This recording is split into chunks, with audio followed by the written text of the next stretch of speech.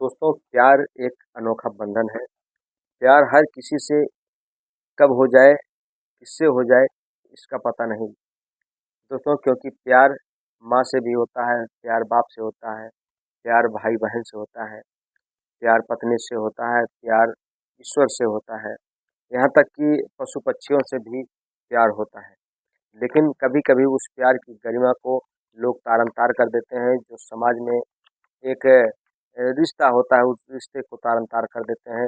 उस रिश्ते को तारन-तार करते हुए अपने प्यार को पाने के लिए ऐसे कदम उठा लेते हैं जिसका कदम बहुत ही भयानक होता है, जिसका परिणाम बहुत भयानक होता है। दोस्तों, ऐसा ही मामला प्रकाश में आया कि जब एक देवर अपनी भाभी से प्रेम करने लगता है और प्रेम करते-करते ऐसा समय आता है जब एक दिन वह अपने भाई की हत्या कर देता है।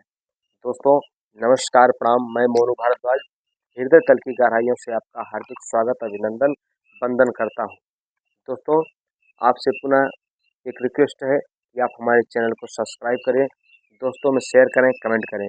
आप हमारा वीडियो कहाँ से देख रहे हैं, कमेंट बॉक्स में ज़रूर लिखें, क्योंकि अगले वीडियो में हम आपका नाम वीडियो के अंत में लेंगे। दोस्तों, आज की जो सच्ची घटना है, ये घटना है उत्तर प्रदेश का एक जिला लगता है जौनपुर। जौनपुर का एक थाना लगता है खुटहन। खुटहन का ही एक थाना लगता है कपसिया। दोस्तों, कपसिया में एक व्यक्ति होते हैं मोहम्मद उस्मान। मोहम्मद उस्मान जो होते हैं, उनके 4 बेटे होते हैं। 4 बेटों में जो सेकंड लड़का होता है, उनकी एक बहू होती है। बहू बहुत ही सुंदर होती है। दोस्तों, चारों भाई पहले एक में रहते हैं, धीरे-धीरे अलग हो जाते हैं। जब अलग जो हो जाते हैं तो उनका जो बेटा छोटा वाला होता है, वह अभी उसकी शादी नहीं हुई होती है। दोस्तों, उसकी शादी नहीं है, लेकिन वह अपनी भाभी से प्रेम करता है। दोस्तों, उसका नाम इरफान होता है।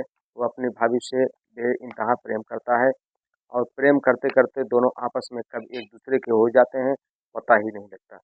दोनों आपस में जो शारीरिक संबंध होते हैं उसको बनाते हैं। तभी एक दिन उसका जो भाई होता है, मोहम्मद सिराज, जिसकी वह पत्नी होती है, वह अचानक घर पर आ जाता है। जब दोनों को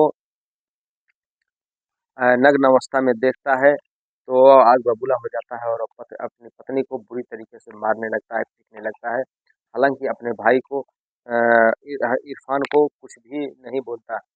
उसके बाद दोस्तों, अपनी पत्नी को जब मारता है, पीटता है, तो उसकी पत्नी अपने मैके चली जाती है।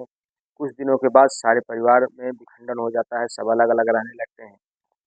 दोस्तों, फिर ऐसा वाक़या आता है, कोई प्रोग्राम ऐसा होता है कि सारे परिवार के लोग फिर एकजुट हो जाते हैं और जब जो एकजुट हो जाते हैं, तभी उस व्यक्ति की जो मौत होती है, उसको घेर करके अपनी तरफ खींचती है। जो मोहम्मद सिराज होता है, उसकी मौत उसको अपनी तरफ खींचती लाती है। दोस्तों, ये मामला है 23 जुलाई 2024 का, जब वह व्यक्ति अपने भाई के साथ, उसी छोटे भाई के साथ बाज़ार की तरफ जाता है और उसका एक दोस्त होता है सर्वेश यादव। दोनों जाते हैं बाज़ार में, वहाँ पर खाते हैं, पीते हैं, दारू पीते हैं। पीने के बाद उस व्यक्ति की, जो उसका भाई होता है सिराज, उसकी हत्या कर देते हैं। इसकी हत्या दोस्तों उसरौली एक जगह पड़ती है, वहाँ पर एक नाला गया हुआ है और नाले के पास एक पुलिया है। सुनसान एरिया है, वहाँ पर ले जा कर के उस भाई की गला रेत करके हत्या कर देते हैं और 21 से 22 बार चाकुओं से उसके पेट पर, उसके शरीर पर, उसके सीने पर वार किया जाता है। जब तक वह दम नहीं तोड़ देता, तब तक उसके शरीर पर वार किया जाता है और लास्ट में वह अपना दम तोड़ देता है। दोस्तों, सिराज जब इस दुनिया को छोड़ के चला जाता है, तब वह हत्यारा उसका भाई इरफान और उसका दोस्त सर्वेश अपने कपड़े को धो करके, नहा करके आते हैं घर पे, तो उनका पिता जो होते हैं मोहम्मद उस्मान, पूछते हैं कि आखिर तुम लोग भी कैसे गए हो? तो वो कहते हैं कि ऐसा है अब्बू कि हम लोग आ रहे थे, वहीं नाले में गिर गए, तो नाले में गिरने के बाद कचरा लग गया, तो कचरा लगने के बाद हम लोग उसको सफा किए और नहा के आ रहे हैं। तो जब पूछते हैं कि सिराज कहाँ है, तो कहते हैं सिराज गया वहाँ पर दारू पिया और दारू पीने के बाद कहाँ खो गया। हम लोग उसको ढूंढने लगे, लेकिन वो हम लोगों को मिला नहीं। दोस्तों, पिताजी को यह बात थोड़ा-सा अटपटी लगती है जब वह उन दोनों की बात सुनते हैं, क्योंकि दोनों एक तार्किक बात नहीं रखते, कुछ अलग-अलग बातें रखते हैं। तो उनके पिता को कुछ संदेह होता है, लेकिन पिता विचुक्त है वो कुछ कर क्या पाते हैं, लेकिन विचार जरूर अपने बच्चों से करते हैं जो उनके दूसरे बच्चे होते हैं। उनसे कहते हैं कि आखिर सिराज इन लोगों के साथ गया, लेकिन कहाँ चला गया इसका कोई पता नहीं, अभी तक आया नहीं, रात भी हो गई है। दोस्तों, अगली सुबह जब 24 जुलाई को यह खबर सोशल मीडिया के माध्यम से गांव में हाहाकार के मच जाता है, जब सारे लोग सुनते हैं कि वहां पर जो है मोहम्मद सिराज की हत्या हो गई है।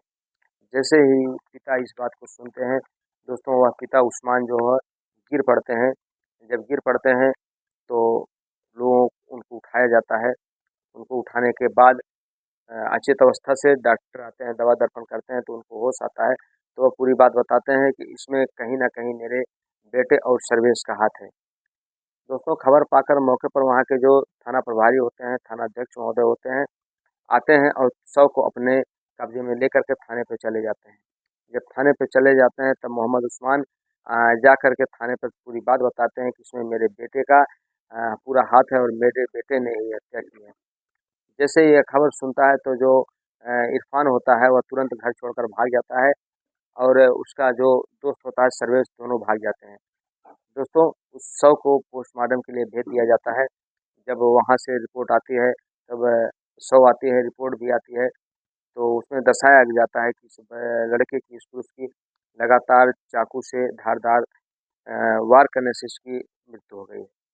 दोस्तों, इस बीच सर्वेश और उसका दोस्त इरफान, जो कि दोनों मुख्य आरोपी होते हैं, दोनों घर छोड़कर फरार रहते हैं, तो उसकी जो भाभी होती है उसको भी गिरफ्तार किया जाता है, थाने पर लाया जाता है। तो वह महिला जो होती है वह अपने इस रिश्ते को कबूल करते हैं कि हाँ, मेरा देवर के साथ मेरा संबंध था और आज भी है, लेकिन मेरा सिर्फ इतना ही संबंध है, इस हत्या में मेरा कोई रोल नहीं है।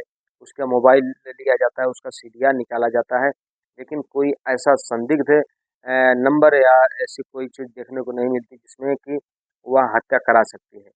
दोस्तों, पुलिस छानबीन में जुट जाती है और दोनों ही आरोपी एक दूर के पास में जंगल होता है, पट्टी नरेंद्रपुर के पास, जो साथी जानते होंगे वहाँ पर एक बीच में जंगल टाइप पड़ता है, वहाँ पर दोनों जाके छुपे होते हैं। तो किसी मुखबिर ने यह सूचना दी कि यहाँ पर मोहम्मद इरफान और उसका दोस्त सर्वेश आकर इसी जंगल में छुपे हुए हैं। दोस्तों, पुलिस की टीम गठित होती है, तुरंत जाके छापा मार करके उन दोनों आरोपियों को, हत्यारों को गिरफ्तार करती है। गिरफ्तार करने के बाद उन लोगों को आईपीसी की जो धारा होती है उसके तहत जेल भेज दिया जाता है। जब उनसे के पिताजी से पूछा जाता है कि आपके बेटे जो हत्या करने वाला है वो भी आपका बेटा है, जो मरा हुआ है वो भी आपका बेटा है, तो क्या आप अपने बेटे को छुड़ाएंगे या नहीं छुड़ाएंगे? तो उसका जो मोहम्मद उस्मान होते हैं वो कहते हैं कि मैं कैसे छुड़ाऊंगा, अगर मैं छुड़ाने गया, छूटने के बाद कहीं आके वो मेरी भी हत्या कर दे तो मैं क्या करूँगा? क्योंकि मेरी इतनी वो अब शरीर में औकात नहीं है कि मैं उसे रोक लूँ और इस तरीके से अगर वह गलती किया है तो उसको उसकी सज़ा मिलनी चाहिए। दोस्तों, कहा जाता है कि न भाई है हित, न भाई हित दुश्मन, क्योंकि भाई कब दुश्मन बन जाए इसकी कोई गारंटी नहीं। दोस्तों, इस पावन रिश्ते को तारनतार करते हुए वह जो व्यक्ति है, हालांकि मुसलमानों में ऐसी घटनाएं अक्सर होती रहती हैं कि एक बीवी कईयों की बीवी बन जाती है। दोस्तों, किसी धर्म के प्रति हमारा कोई द्वेष नहीं है, हम सब धर्मों की इज्जत करते हैं। हमारी कहानी कहने का उद्देश्य किसी के दिल को ठेस पहुंचाना नहीं, बल्कि आपको सावधान करना है, आपको सतर्क करना है।